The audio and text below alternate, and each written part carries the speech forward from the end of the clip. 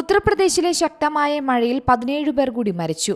വിവിധ ജില്ലകളിൽ ഇടിമിന്നലേറ്റും പാമ്പുകടിയേറ്റും മുങ്ങിയാണ് ആളുകൾ മരിച്ചത്. 17 മരണങ്ങളിൽ 10 പ്രയാഗ്രാജ്, കൌശാബി എന്നിവിടങ്ങളിൽ നിന്നു മാത്രം റിപ്പോർട്ട് ചെയ്തിട്ടുണ്ട്. ഉത്തർപ്രദേശ് മുഖ്യമന്ത്രി യോഗി ആദിത്യനാഥ് പ്രളയബാധിത പ്രദേശങ്ങളെ സ്ഥിതിഗതികൾ വിശകലനം ചെയ്യുകയും യുദ്ധകാലാടിസ്ഥാനത്തിൽ രക്ഷാപ്രവർത്തനം നടത്താൻ ഉദ്യോഗസ്ഥർക്ക് നിർദ്ദേശം നൽകുകയും ചെയ്തു. ചൊവ്വാഴ്ച പിലിഭിത്തിൽ വെള്ളപ്പൊക്കത്തിൽ കുടുങ്ങിയ 7 പേരെ ഇന്ത്യൻ വ്യോമസേന രക്ഷപ്പെടുത്തിയിരുന്നു. പിലിഭിത്തിലെ വെള്ളപ്പൊക്കം 5 താലൂക്കുകളിലായി 252 ഗ്രാമങ്ങളെ ബാധിച്ചതായി ദുരിതാശ്വാസ കമ്മീഷണർ വ്യക്തമാക്കി. ഈ മേഖലയിലെ ജലനിരപ്പ് താഴുന്നതായും റിപ്പോർട്ടുകളുണ്ട്.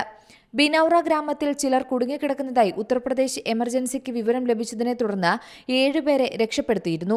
വെള്ളപ്പൊക്കത്തിൽ കുടുങ്ങിയ 7365 പേരെയും സുരക്ഷിതമായ ഇടങ്ങളിലേക്ക് മാറ്റിയതായും ദുരിതാശ്വാസ കമ്മീഷണർ അറിയിച്ചു.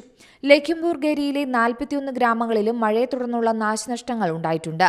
നിഗസൻ മേഖലയിൽ നിന്ന് 221 പേരെയാണ് ഒഴിപ്പിച്ച് സുരക്ഷിത സ്ഥലത്തേക്ക് മാറ്റിയിരിക്കുന്നത്. ശ്രാവസ്തിയിലെ 82 ഗ്രാമങ്ങളും കുഷിനഗറിലെ 16 ഗ്രാമങ്ങളും വെള്ളത്തിനടിയിലായി. ഷാജഹാൻപൂർ ജില്ലയിലെ വിജനമായ ഗ്രാമങ്ങളിൽ നിന്ന് 42 പേരെയും രക്ഷപ്പെടുത്തി.